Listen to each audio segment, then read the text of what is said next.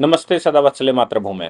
हम लोग चर्चा करने जा रहे हैं सुप्रीम कोर्ट के दो मामलों की। एक मामला जो कई एक न्यूज़पेपर्स ने, कई एक मैगजीनों ने, खास तौर से कम्युनिस्ट मैगजीन, खास तौर से वो लोग जो देश में जिनको जाति दिखती है, वो जाति आधार पर बहुत बड़े बड़े आर्टिकल लिखे हैं। हालांकि मामला सुप्रीम कोर्ट का था और सुप्रीम कोर्ट की जो अदालत है, मतलब सुप्रीम कोर्ट ने भी उस पर एक घनघोर टिप्पणी करनी चाहिए। लेकिन मुझे लगता है जिस नियति से वो आर्टिकल कई एक मैगजीनों ने, जो लेफ्ट लेफ्ट विचारधारा की मैगजीनें कही जाती हैं, उन्होंने लिखे हैं, वो थोड़ा सा चिंता करने वाली बात है, क्योंकि ये संभव है कि वो इसका दुरुपयोग करें और इसका दुरुपयोग देश के लोगों को बांटने में और देश के लोगों को भड़काने में, उनका कन्वर्जन करवाने में, कन्वर्जन के लिए प्रेरित करने में करें। और दूसरा मामला है अरविंद केजरीवाल का। अरविंद केजरीवाल की फाइल इस समय हम सब जान रहे हैं कि राउस एवेन्यू चलती है, तो फिर हाई कोर्ट चलती है, फिर सुप्रीम कोर्ट चलती है, सुप्रीम कोर्ट से फिर नीचे जाती है। फिर अरविंद केजरीवाल की पत्नी टीवी पर खड़े होकर बड़े बड़े भाषण देती हैं, जनहित में जारी करती हैं। कल भी उन्होंने बड़ी बड़ी बातें करी, बड़ा एविडेंस ऐसा लग रहा था कि वो आर्गूमेंट जनता के बीच में कर रही हैं, जबकि केस तो सुप्रीम कोर्ट में चल रहा है। और हम सबको मालूम है कि 17 मई को, यानी कि सुप्रीम कोर्ट की छुट्टी से पहले 17 मई को ऑनरेबल सुप्रीम कोर्ट ने सुनवाई पूरी कर ली थी। और 17 मई को सुनवाई पूरी करने से पहले वो अरविंद केजरीवाल को बेल पर भी छोड़ चुके थे। अच्छा, जब सुप्रीम कोर्ट ने अरविंद केजरीवाल की गिरफ्तारी की पूरी कार्रवाई कर ली थी, यानी कि पूरी सुनवाई ऑनरेबल जस्टिस दत्ता और ऑनरेबल जस्टिस संजीव खन्ना ने कर ली थी, तो फिर सवाल ये पैदा होता है कि बार बार ये लोअर कोर्ट, फिर हाई कोर्ट, फिर सुप्रीम कोर्ट, फिर लोअर कोर्ट, फिर मेंशनिंग, फिर वो, और इतना सारा पैसा कहां से निकल रहा था? दिल्ली सरकार का खजाना खाली क्यों हो रहा था? दिल्ली सरकार के पैसे से क्या कुछ लोगों को ऑबलाइज किया जा रहा था? क्या दिल्ली सरकार का पैसा, खजाना किसी क्रिमिनल के लिए है? और मामला तो अभी मैं आपको बताने वाला हूं कि आखिर ये सब नीचे की नौटंकियां चल क्यों रही थी और मामला दरअसल क्या है। उससे पहले हम लोग डिस्क्रिमिनेशन की बात कर लेते हैं। जो खबर आई वो आई कि ऑनरेबल सुप्रीम कोर्ट ने सुनवाई, सुप्रीम कोर्ट में एक पीआईएल फाइल हुई है। उस पीआईएल, वो पीआईएल किसी पत्रकार ने फाइल की है। हालांकि उसका कंटेंट भारत में अर्बन नक्सल टाइप का कंटेंट लगता है, या मैं कहूं कि उसका कंटेंट लेफ्टिज्म का लगता है। मैं किसी पर टिप्पणी नहीं कर रहा, लेकिन मैं कह रहा हूं ऐसा लग रहा है। लेकिन मेरा मानना है कि सुप्रीम कोर्ट में जो ये पिटीशन गई है, ये पिटीशन काबिले तारीफ है। जिसने भी ढूंढा है मैटर, उसने अच्छा ढूंढा है। कई एक राज्यों का इसमें हवाला दिया गया है और ये कहा गया है कि जेल मैनुअल बहुत सारी डिस्क्रिमिनेटरी चीजें कर रहा है। जेल मैनुअल में, यानी कि जेलों में जो लोग बंद होते हैं उनके साथ भी जेल के अंदर सरकारी मशीनरी भेदभाव करती है। इसमें नाम उत्तर प्रदेश का, पश्चिम बंगाल का, मध्य प्रदेश का, आंध्र प्रदेश का, तेलंगाना, पंजाब, उड़ीसा, झारखंड, केरला, तमिलनाडु और महाराष्ट्र का आया है। और ये कहा गया है कि केंद्र सरकार के जो डायरेक्शन होते हैं या केंद्र सरकार का जो मैनुअल होता है, उसके आधार पर सभी राज्य सरकारें अपने यहाँ मैनुअल बनाती हैं। और राज्य सरकारें जो अपने यहाँ जेल मैनुअल बनाती हैं, वो जाति आधार पर डिस्क्रिमिनेशन करते हैं। जबकि केंद्र सरकार का जो डायरेक्शन है, केंद्र सरकार का जो नॉर्म्स हैं, वो नॉर्म ये कहते हैं कि प्रशासनिक आधार पर, वो नॉर्म ये कहते हैं कि क्रिमिनल की हिस्ट्री के आधार पर, वो नॉर्म ये कहते हैं कि उसकी मानसिक स्थिति के आधार पर, वो नॉर्म ये कहते हैं कि उसकी फिजिकल स्थिति के आधार पर, और वो नॉर्म ये कहते हैं कि किसी की भी हैबिचुअलिटी के आधार पर या नेचर ऑफ क्राइम के आधार पर कैदियों के अंदर भेदभाव किया जा सकता है। कैदियों में भेदभाव किया जा, मतलब उनको अलग अलग बैरकों में शिफ्ट किया जा सकता है। भाई ये 302 की बैरक है, ये 323 की बैरक है, ये मामला ग्रीवस हर्ट का है, ये रेप केसेस का है, ये बाल अपराध का है, ऐसे करके अलग अलग किया जा सकता है। और उसके अलावा भी मिसलिनियस किया जा सकता है। बट ठीक है, लेकिन ये पीआईएल, इसने खास तौर से, मैं आपको बताऊं कि एक लीगल वेबसाइट ने खासतौर से उत्तर प्रदेश का नाम लिया है, जबकि ये मामला कई एक प्रदेशों का है। अगर मैं सही कह पा रहा हूं तो ये कम से कम 10 से 12 प्रदेशों की बात कही गई है। अब समझिए कि क्या है हैबिचुअल क्रिमिनल, किसको कहा गया है। अंग्रेजों के समय पर कानून चलता था, जिस समय भारत में ईसाई बैठे हुए थे, वो भारत के लोगों को जाति आधार पर विभाजित करते थे। जेल के खास बात यह है कि जब अंग्रेजों ने बनाया तो व्यक्ति व्यक्ति के ऊपर शासन करता है, अंग्रेज नहीं। ये तो बात ठीक है कि कभी भी भारत गुलाम हुआ, मुट्ठी भर मुसलमान आए, व्यक्ति व्यक्ति के ऊपर शासन करता रहा, वो ऊपर बैठ गए। फिर ईसाई आए, व्यक्ति व्यक्ति के ऊपर उन्होंने शासन करवाया, हिंदुस्तानी हिंदुस्तानी के ऊपर शासन कर रहा था, और वो ऊपर से उसको मैनेज कर रहे थे। हो सकता है कि पूरी जेल में जिसमें 3 से 4 हजार बंदी हों, उसमें अंग्रेज 3 या 4 ही हों। बाकी सब, जो पुलिस भी है वो भी भारतीय हो, जो छुट्टीबान है वो भारतीय हो, जो जो लाइफ कन्विक्ट वाले हैं, पक्का हैं, वो भी भारतीय हों, सेंट्रल जेलों में भी भारतीय हों, डिस्ट्रिक्ट जेलों में भी भारतीय हों, और अंदर जो लिस्टिंग करने वाले लोग हैं, जो सिस्टम बनाने वाले लोग हैं, वो भी भारतीय हों। ये संभव है। तो ऐसी संभव क्या है, ये ऐसा उन्होंने व्यवस्था की ही थी। ऐसी व्यवस्था उन्होंने क्यों की थी, क्या किया था भाई? सीधी सी बात है कि जो जेल के अंदर बंद है, जेल के अंदर बंद लोगों में से किसी को ज्यादा पावर दे दी, किसी को दूसरे पर शासन करने का दे दिया, किसी के हाथ में लाठी पकड़ा दी, किसी को गेट पर बिठा दिया, किसी को और अलग जगहों पर बिठा दिया, अलग अलग व्यवस्थाएं कर दी, और इसके आधार पर उसको पूरा सिस्टमेटिक मैनेज किया। आप सोच लीजिए कि दोनों जेल में हैं या कई लोग जेल में हैं, तो एक को गेट के पास बिठा दिया, एक को बैरक के पास बिठा दिया, एक को बैरक में अंदर लिस्टिंग करने के लिए बिठा दिया, एक को बैरक में और काम डिस्ट्रीब्यूशन के लिए बिठा दिया, एक को बैरक में हवालात देखने के लिए बना बिठा दिया। कई एक प्रकार के अलग अलग व्यक्ति बिठा दिए। वो व्यवस्था अंग्रेजों की थी। अब अंदर काम कौन करेगा? तो काम के लिए भी वो तो केवल पैसा कमाने आए थे। काम कौन करेगा? काम करने के लिए उन्होंने अंदर जाति आधार पर भेदभाव किया था। यानी कि वाल्मीकि समाज से अगर कोई आएगा तो जेल के अंदर बंद हो गया, तो फिर वो अंदर सफाई करेगा। अंग्रेजों की बात कर रहा हूं मैं, अभी की बात नहीं कर रहा हूं। और जातियों के हिसाब से आएगा तो कोई खाना बनाएगा, तो कोई झाड़ू पोछा करेगा, तो कोई आटा पीसेगा, तो कोई लकड़ी फाड़ेगा, तो कोई अलग अलग, मतलब जेल है, 4 हजार, 3 हजार, 2 हजार लोग हैं, तो सब प्रकार के लोग वहां होंगे, सभी जातियों के लोग होंगे। उन जातियों के आधार पर, उनके कर्म आधारित जातियों के आधार पर जेल में भी भेदभाव की व्यवस्था करी गई, और उसके आधार पर जेलों में ये सब चल रहा था।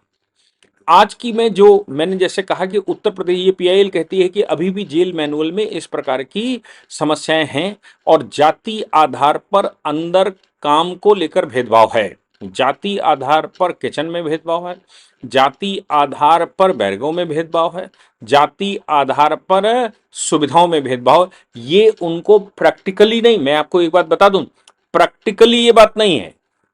प्रैक्टिकली पीआईएल दाखिल करने वाले को कुछ नहीं मालूम, उसने तो जेल मैनुअल पढ़े, जेल मैनुअलों में कुछ प्रावधान रहे होंगे, उनके कुछ सेक्शंस पढ़े, कुछ रूल्स पढ़े, उन रूलों के आधार पर एक पीआईएल फ्रेम कर दी, सुप्रीम कोर्ट में डाल दी, और सुप्रीम कोर्ट में यह बता दिया कि ये तो अब आजादी के 75 वर्ष बाद भी हम जाति भेदभाव जेल के अंदर नहीं हटा पाए, सरकार नहीं हटा पाई। एक चीज का डिस्टिंक्शन हमको जानना चाहिए, कानून या सरकार भेदभाव नहीं करती और उसके विरुद्ध कार्रवाई भी करती है।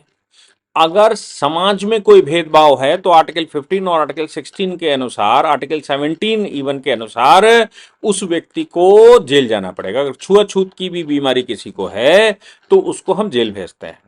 और हमने कहा कि भाई घाट पर भेदभाव नहीं होगा, कुएं पर भेदभाव नहीं होगा, हैंडपंप पर भेदभाव नहीं होगा, तालाब पर भेदभाव नहीं होगा, सरकारी जो जो जो पब्लिक प्रॉपर्टी है वो उन पर कोई भेदभाव नहीं होगा, छुआछूत का भेदभाव नहीं होगा, ये हमने कहा। और इसके आधार पर हमने SC ST एक्ट भी बना दिया, कानून भी बनाकर रख दिए। यानी कि अगर अगर व्यक्तिगत रूप से कहीं पर भी इस तरह की बात आएगी तो फिर हम उसके खिलाफ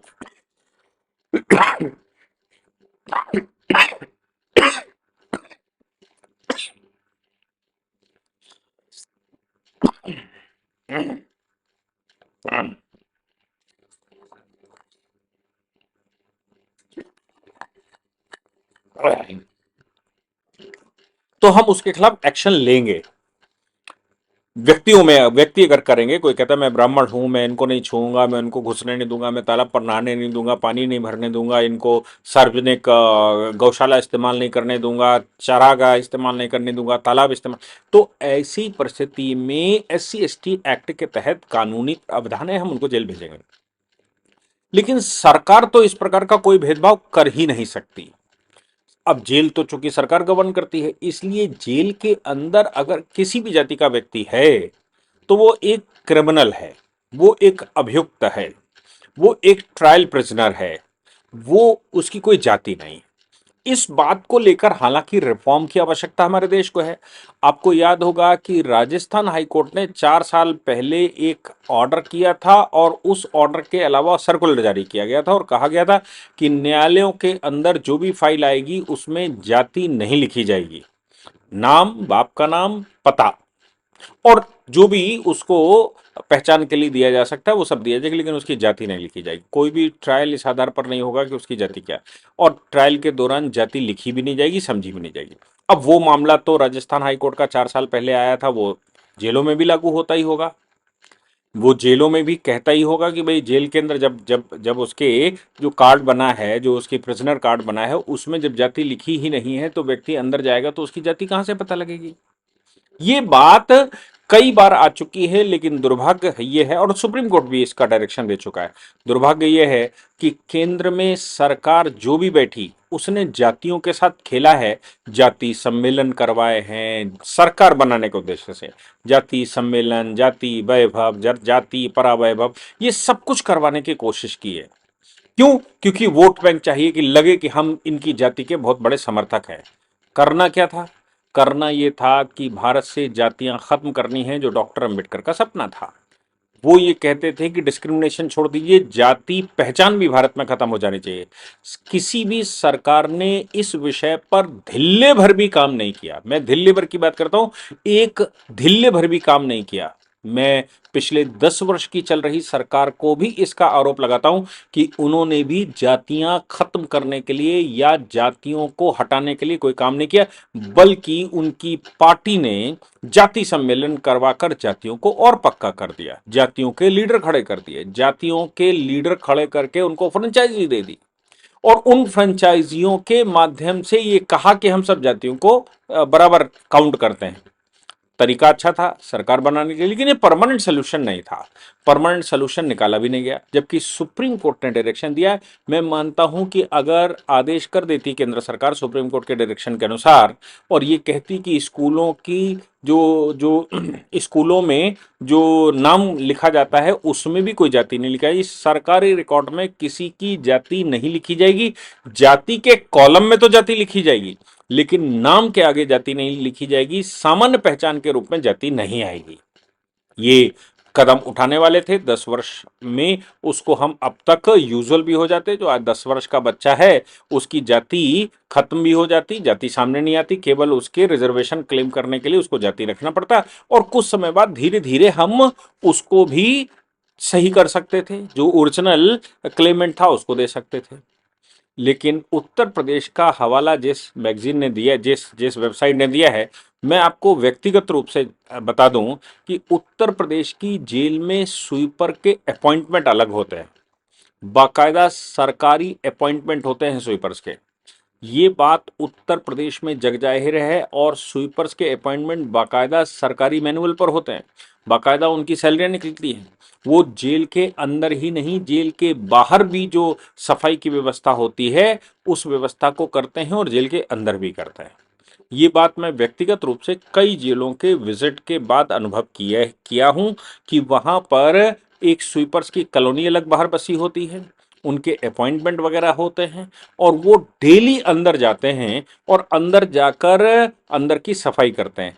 इसलिए जिस किसी ने भी ये पिटीशन लगाई है और ये कहने की कोशिश की है कि उत्तर प्रदेश के अंदर ये जाति डिस्क्रिमिनेशन है, वो शायद चुनाव को ध्यान में रखते हुए किया गया होगा, और जेल मैनुअल में क्या लिखा है मुझे पता नहीं, लेकिन प्रैक्टिकली ये बात सही है कि उत्तर प्रदेश की जेलों में जाति भेदभाव नहीं है। अब हम बात करते हैं अरविंद केजरीवाल की। अच्छा, एक बात समझिए, अरविंद केजरीवाल ने नीचे से गिरफ्तारी जब उनकी हुई थी तो Rouse Avenue court, Rouse Avenue court के बाद हाई कोर्ट, हाई कोर्ट के बाद सुप्रीम कोर्ट। सुप्रीम कोर्ट में जब वो मामला पहुंच गया था तो सुप्रीम कोर्ट फाइनली सुन रहा था। सुप्रीम कोर्ट ने मनीष सिसोदिया के मामले में भी बाकायदा हफ्तों के हिसाब से सुना है। सुप्रीम कोर्ट ने अरविंद केजरीवाल को इस बात के लिए कुछ समय भी दे दिया था कि भाई चुनाव है, चुनाव के समय हम तुमको पेरोल दे देते हैं, आप जाओ। और उसके बाद वकीलों को प्रॉपरली सुना गया, केस पूरा सुना गया। 17 मई को आखिरी हियरिंग करी गई और जजमेंट रिजर्व कर लिया गया। अब बात यह आती है कि जजमेंट अगर रिजर्व 17 मई को हो गया था तो जून में पिटिशनें नीचे Rouse Avenue court, high court और सुप्रीम कोर्ट बार बार क्यों हो रही थी? जुलाई में बार बार क्यों हो रहा है? और ये बीसियों बार मतलब लगाया गया, इतना पैसा वकीलों का क्यों निकाला जा रहा था? जब सुप्रीम कोर्ट से बड़ी राउस एवेन्यू कोर्ट तो नहीं है, सुप्रीम कोर्ट से बड़ी नीचे हाई कोर्ट तो नहीं है। सुप्रीम कोर्ट जब उसकी पूरी हियरिंग कर चुका है और सुप्रीम कोर्ट में जब इन्होंने मेंशन किया था वेकेशनल बेंच पे, तब उन्होंने भी कहा था चूंकि जजमेंट रिजर्व है इसलिए हम इसको नहीं सुनना चाहते।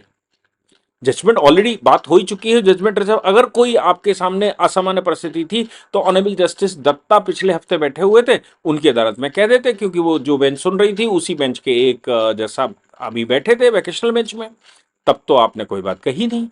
आप हमारी अदालत में मेंशन करने आए हैं, मतलब शुक्रवार को जस्टिस दत्ता बैठे थे और सोमवार को नई बेंच बन गई तो उसमें आप मेंशन करने चले आए। फिर आप रजिस्ट्रार के पास भी चले गए, फिर आप राउस एवेन्यू फिर चले गए, राउस एवेन्यू से आप एक ऑर्डर भी ले आए बेल का, फिर वो हाई कोर्ट आ गया, हाई कोर्ट के बाद सुप्रीम कोर्ट आ गया। कुल मिलाकर बात यह है कि जब फाइनल हियरिंग हो ही चुकी है और आपको पेरोल दे ही दी थी तो फिर इतना ड्रामा क्यों?